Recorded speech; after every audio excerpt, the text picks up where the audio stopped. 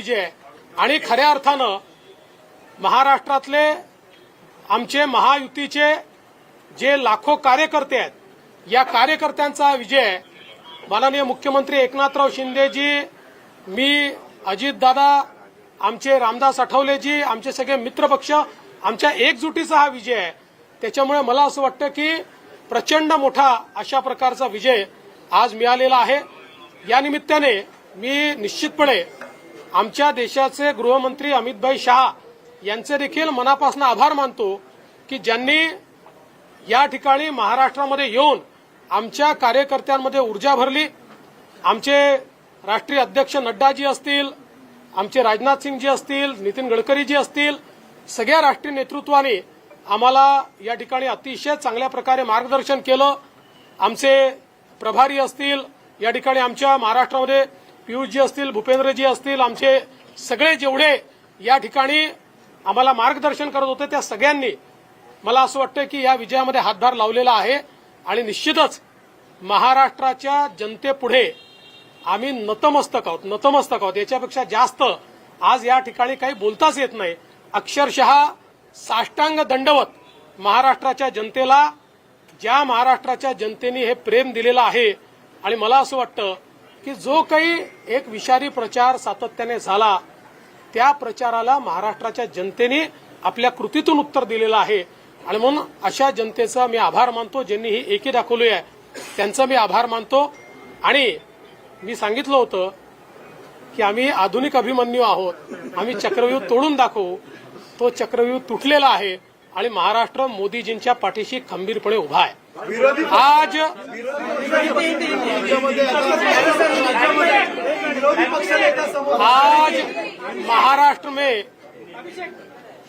महाराष्ट्र की जनता ने जो अप्रत्याशित इस प्रकार की जीत हमको दी है, इससे ये बात पूरी तरीके से स्थापित होती है कि महाराष्ट्र ये प्रधानमंत्री मोदी जी के पीछे है। और मोदी जी ने जो नारा दिया था, एक है तो सेफ है, इस नारे को यथार्थ में लाते हुए महाराष्ट्र के सभी समाज के सभी लोगों ने एकता दिखाते हुए महाराष्ट्र में मतदान किया है और इसके कारण ये इतनी अच्छी जीत हमको मिली है। मैं विशेष रूप से हमारी लाडली बहनों का, लाडले भाइयों का, लाडले किसानों का, सभी का बहुत आभार व्यक्त करना चाहता हूं। लाडली बहनों ने तो बहुत आशीर्वाद हमको दिया है, जिसके कारण हम लोग निश्चित रूप से एक अच्छा विजय यहां पर संपन्न कर पाए। इसके साथ साथ लोकसभा में जिस फेक नैरेटिव को तैयार किया गया था और यहां पर जिन ताकतों ने अराजकता के माध्यम से फेक नैरेटिव को परकोलेट किया था, उनके खिलाफ लड़ने वाली सारी जो राष्ट्रीय ताकतें थी, जो राष्ट्रवादी विचारों की जितनी हमारी ताकतें थी, वो सारी ताकतों ने मैदान में उतरकर उस फेक नैरेटिव को समाप्त कर दिया। इसलिए उन सभी संगठनों का भी मैं आभार व्यक्त करता हूं जिन्होंने ये करके दिखाया। साथ साथ महाराष्ट्र में जो पोलराइजेशन का प्रयास किया गया था और किसी जाति विशेष, धर्म विशेष को, एक धर्म विशेष को पोलराइज करने का जो प्रयास किया गया था, मुझे लगता है वो प्रयास सफल नहीं हुआ, क्योंकि महाराष्ट्र में एक बहुत बड़ी परंपरा है, संतों की परंपरा है। इस परंपरा का निर्वाह करने वाले अलग अलग पंथों के जो हमारे सारे साधु संत हैं, उनका भी आशीर्वाद हमको मिला, जिन्होंने बिल्कुल गांव गांव तक जाकर अलख जगाया और एक रहने का संदेश दिया, जिसके कारण मैं ऐसा मानता हूं कि एक बहुत अच्छा विजय हमको मिला है। विशेष रूप से हमारे मुख्यमंत्री एकनाथ शिंदे जी, उप मुख्यमंत्री अजितदादा पवार जी, रामदास आठवले जी और हमारे साथ की जितनी छोटी पार्टियां हैं, हम सब लोग एक साथ रहे, एक साथ मिलकर हमने ये काम किया। इसलिए मैं ऐसा मानता हूं कि इस एकता का ये विजय है, जो हमारी महायुति थी, अभेद्य इस प्रकार की महायुति थी, महायुति का ये विजय है, ऐसा मैं मानता हूं। और साथ साथ मैं हमारे प्रधानमंत्री जी का तो आभार व्यक्त करता हूं, उनके कारण ही हमको ये जीत मिली है। लेकिन हमारे देश के गृह मंत्री श्री अमित शाह जी, जिन्होंने महाराष्ट्र में आकर कार्यकर्ताओं में एक ऊर्जा का संचार किया, मैं उनका भी आभार व्यक्त करता हूं। हमारे राष्ट्रीय नेतृत्व हमारे नड्डा जी है, हमारे राजनाथ जी है, हमारे नितिन गडकरी जी है, इनका भी आभार व्यक्त करता हूं। हमारे जो चुनाव के प्रभारी है, हमारे जो महाराष्ट्र से मंत्री है, इन सभी का मैं बहुत दिल से आभार व्यक्त करता हूं कि पूरी पार्टी ताकत से हमारे साथ खड़ी हुई। और सबसे महत्व की बात है, हमारे नेताओं ने, हमारी पार्टी ने केवल बीजेपी की सीटों पर काम नहीं किया, हमारी पार्टी ने सारे के सारे महाराष्ट्र के जितने 288 सीटें थी, हमारे दोस्तों की सीटों पर भी काम किया। और मुझे ऐसा लगता है कि इसके कारण एक बहुत अच्छा यहाँ कार्य संपन्न हुआ। हमारे भूपेंद्र यादव जी, अश्विनी वैष्णव जी, हमारे शिवप्रकाश जी, इनका भी मैं आभार व्यक्त करता हूँ। हमारे यहाँ पर जो हमारे सारे अलग अलग प्रांतों से भी जिन लोगों ने हमको मदद की, उनका भी मैं आभार व्यक्त करता हूँ। हमारे पीयूष जी का मैं आभार व्यक्त करता हूँ, हमारे शिवराज सिंह चौहान जी का भी मैं आभार व्यक्त करता हूँ। मुझे ऐसा लगता है कि एक प्रकार से सामूहिक रूप से हम लोग जब उतरे तो ये सामूहिक ताकत एक ऐसी ताकत बनी जिसने दिखा दिया कि महाराष्ट्र ये मोदी जी के ही साथ है।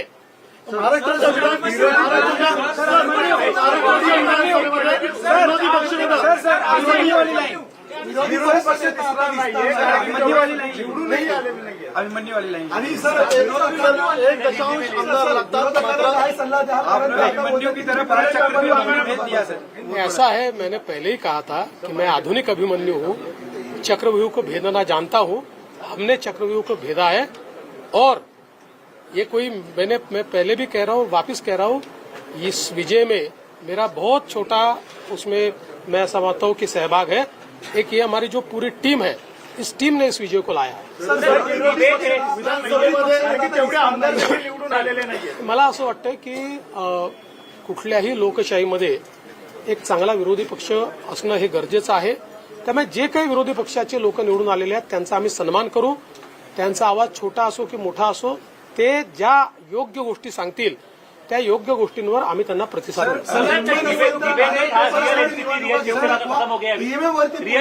पहिले मराठी हो जातो फिर ईव्हीएम पुन्हा कापर फोडतायत, हिंमत असेल तर बॅलेट पेपरवर निवडणुका घ्या आता असं विरोधक म्हणतायत, काय सांगा? आम्हाला ते माहितीच होतं, जर झारखंडमध्ये झारखंड मुक्ती मोर्चा जिंकला तर तिथलं ईव्हीएम टॅम्पर प्रूफ परफेक्ट एकदम जनमताचा कौल लोकशाहीचा विजय।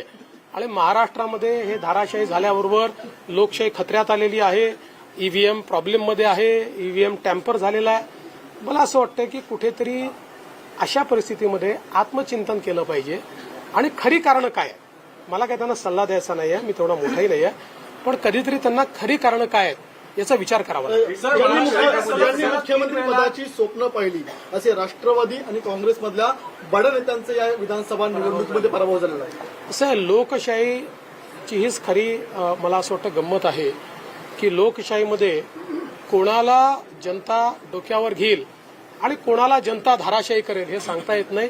या निवडणुकीने पुन्हा एकदा ते दाखवून दिलं। सवाल आहे सर, इतकं मोठ्या प्रमाणामध्ये यश मिळालेलं आहे, मागच्या वेळेस दातृत्व दाखवत भाजपाने एकनाथ शिंदेना सीएम पद दिलं, आता सगळ्या तुमच्या लोकांच्या अनेक राजकीय नेत्यांची बाईट्स येत आहेत की प्रतिक्रिया येत आहेत की भाजपाला आता यश मिळालं तर भाजपाने मुख्यमंत्रीपद घ्यायला हवं। साहेब, या बाबतीत माननीय अमितभाई शहांनी प्रेस कॉन्फरन्समध्ये क्लिअरली सांगितलेलं आहे, मुख्यमंत्रीपद हे कुठल्या निकषावर नाही, मुख्यमंत्रीपद तीनही पक्षाचे नेते एकत्रित बसून ठरवतील। एकनाथराव शिंदेजी त्यांच्या पक्षाचे राष्ट्रीय अध्यक्ष आहेत, अजितदादा त्यांच्या पक्षाचे राष्ट्रीय अध्यक्ष आहेत आणि आमचे जे राष्ट्रीय अध्यक्ष आहेत त्यांना आमचं पार्लमेंटरी बोर्ड हे ऑथराईज करतं। ते बसून जो निर्णय घेतील तो निर्णय असेल, कुठलाही वाद नाही आहे, कुठलाही विवाद नाही। सवाल खड़े हो रहे हैं क्योंकि आप लोग कोई सीएम पद क्या बीजेपी ने खाते ना? सीएम पद के ऊपर कोई भी विवाद यहाँ नहीं होने वाला, क्योंकि पहले दिन से ये तय है कि चुनाव जब संपन्न होगा तो चुनाव के बाद तीनों पार्टियां मिलकर इसको तय करेगी। हमारे नेता आदरणीय होम मिनिस्टर साहब ने प्रेस कॉन्फ्रेंस में ये बहुत स्पष्ट शब्दों में बताया है कि चुनाव के बाद तीनों पार्टियां बैठेगी और इसका निर्णय करेगी। अभी मैं ऐसा मानता हूं कि हमारे एकनाथ शिंदे जी उनके पार्टी के अध्यक्ष है, अजित पवार जी उनके पार्टी के अध्यक्ष है और साथ में हमारे पार्टी के जो राष्ट्रीय अध्यक्ष है उनको हमारा पार्लियामेंट्री बोर्ड ऑथराइज करता है।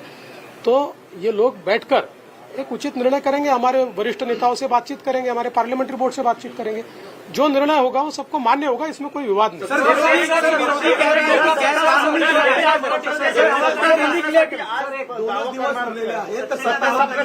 अरे बाबा, आता पूर्ण रिझल्ट संपू द्या. आता मी आणि अजितदादा आता सीएम साहेबांकडे चाललो आहे. आम्ही बसून जरा पुढचा काय कार्यक्रम करायचा तो चॉकआउट करू आणि तुम्हाला नीट सांगू. शिवसेना रियल एनसीपी को भी एंड हो गया ऐसा आपको लगता है? मुझे ऐसा लगता है कि एक प्रकार से लोगों ने अपना मैंडेट दे दिया. लोगों ने एकनाथ शिंदे जी को रियल शिवसेना के रूप में स्वीकार कर लिया है. बाळासाहेब ठाकरे की हिंदू हृदय सम्राट शिवसेना प्रमुख बाळासाहेब ठाकरे की जो शिवसेना है उसकी लेजिटिमसी ये एकनाथ शिंदे जी को मिली है और जो मूल एनसीपी है उसकी लेजिटिमसी अजित पवार जी को मिली है. या निवडणुकीमध्ये मराठीत विचारतो ना, या निवडणुकीमध्ये कास्ट पोलरायझेशन करण्याचा प्रयत्न महाविकास आघाडीकडनं आवर्जून केला गेला, विशेषतः मराठवाड्यामध्ये आणि विदर्भामध्ये पण वेगवेगळ्या ठिकाणी अशा स्वरूपाचा प्रचार केला गेला. तरी देखील विदर्भ आणि मराठवाडा याच्यामध्ये प्रचंड भाजपाला यश मिळताना दिसतंय. याचं प्रमुख अॅनालिसिस काय? मला असं वाटतं की जेव्हा वारंवार तुम्ही एका व्यक्तीला एका पक्षाला टार्गेट करता त्यावेळी तुम्ही जे टार्गेट करता त्यातली हवा पण निघून जाते आणि त्याची तीव्रताही कमी होते आणि लोकांना त्याचं सत्य समजतं. लोकांच्या मनात त्यानंतर एक प्रकारची सहानुभूती तयार होते. लोकांना लक्षात येतं की चुकीच्या पद्धतीनं टार्गेट केलं जातं. तसंच आम्हाला महाविकास आघाडीने ठरवून या ठिकाणी टार्गेट केलं. पण मला असं वाटतं की हळूहळू लोकांनी लक्षात आलं, कारण आमचा ट्रॅक रेकॉर्ड चांगला आहे. आम्ही नेहमी पॉझिटिव्ह काम केलेलं आहे. त्यामुळे आमचा ट्रॅक रेकॉर्ड पाहून लोकांनी या ठिकाणी मतदान केलं. या संदर्भामध्ये काय सांगाल, कारण की निकाल लागला. मला असं वाटतं की या निकालाने एक गोष्ट स्पष्ट केली आहे. हिंदू हृदय सम्राट शिवसेना प्रमुख बाळासाहेब ठाकरे यांची शिवसेना ही एकनाथराव शिंदेजींची शिवसेना आहे किंवा एकनाथराव शिंदेजी ज्या शिवसेनेचे प्रमुख आहेत तीच शिवसेना ही आता या ठिकाणी हिंदू हृदय सम्राट शिवसेना प्रमुख बाळासाहेब ठाकरेंची आहे. त्याची लेजिटिमसी जी आहे ती आता एकनाथराव शिंदेजींकडे आलेली आहे आणि तशीच राष्ट्रवादी काँग्रेसची लेजिटिमसी जनतेनं अजितदादा पवारांना दिलेली आहे. तर तुम्हाला दोन फोन आले, एक आणि दुसरा तुमचा मातोश्रींचा. काय नेमकं बोलणं झालं आईसोबत आणि अमित शहा? आईचा तर फक्त आशीर्वाद घेतलाय. आईने आशीर्वाद दिलाय आणि अमितभाईंनी खूप आनंद व्यक्त केला आणि अमितभाईंनी या ठिकाणी आमचं अभिनंदन देखील केलं. सर, मराठा आरक्षण को लेकर बड़ा मुद्दा बना. इसके बावजूद आपकी पार्टी बड़ी जीत यहाँ पर हासिल करी. आपके ऊपर चूंकि एक तरह से आरोप हुआ, आपको अभद्र शब्दों में आपके खिलाफ जो है आलोचना करी गई, क्या ये उस वजह से मराठा आरक्षण का जो एक आंदोलन था वो फेल हुआ और जो मैंडेट था वो कहीं न कहीं आप लोगों के फेवर में? देखिए, मैंने इससे पहले भी कहा था कि लोकसभा के चुनाव में हमको 43.6% मिले थे, उनको 43.9% मिले थे. तो अगर मराठा समाज ने हमको वोट नहीं दिया होता तो क्या हम 43.6% पर पहुंचते? मराठा समाज हमारे साथ था, है और रहेगा. ओबीसी समाज हमारे साथ था, है और रहेगा. सारे समाज. आज आप जब इसको डिसाइफर करेंगे, जब आप इसका विश्लेषण करेंगे तो आपके ध्यान में आएगा कि सब समाज हमारे साथ में. देखिए, हर समाज की अपनी इच्छाएं होती है, आकांक्षाएं होती है, लेकिन उनको ये भी पता होता है कि अपनी आकांक्षाएं पूर्ण करने के लिए प्रामाणिकता से काम कौन कर सकता है. तो लोगों का विश्वास हम पर. तर 2019ला मराठवाड्यातील वर्षावर एक प्रेस झाली होती आणि त्यानंतर शरद पवारांनी तेल लावलेलं पैलवान हे वाक्य बोललं होतं आणि तुमचं आलेलं माइंडेड गव्हर्नमेंट पाडलं गेलं होतं कालांतराने. त्याचा तुम्ही प्रतिबदला घेतलाय का आता? आणि तेल लावलेला पैलवान कुठलाही बदला मी घेतलेला नाही. राजकारणामध्ये जनता ठरवते कोण जिंकेल कोण हरेल. कधी कधी एखाद्या गोष्टीचा नापसंती ही जनता कळवते. त्यामुळे यातनं जनतेने कदाचित नापसंती कळवली असेल आणि आमच्या बाबतीत पसंती कळवली असेल. मला असं वाटतं की याला वेगळ्या पद्धतीने पाहण्याचं कारण नाही.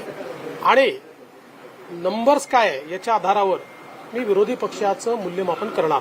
सर, एक सवाल है की नीतीवरतून जी चर्चा सुरू झालेली आहे, महाराष्ट्र चाणक्य म्हणून शरद पवारांचा उल्लेख वारंवार केला जायचा, आता महाराष्ट्र चाणक्य बदलला आहे.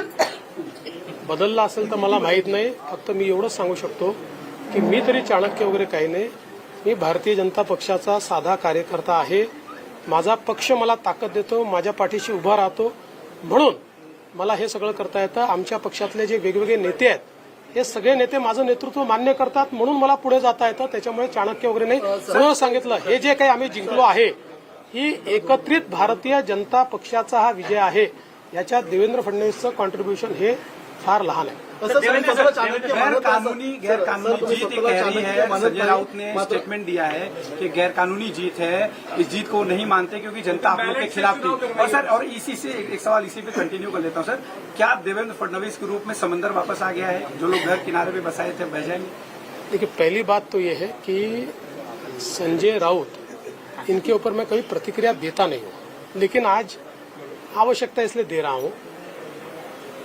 मुझे ये पता है कि झारखंड में झारखंड मुक्ति मोर्चा जीता है तो बहुत लेजिटिमेट जीता है. वहाँ चुनाव एकदम फेयर हुआ है.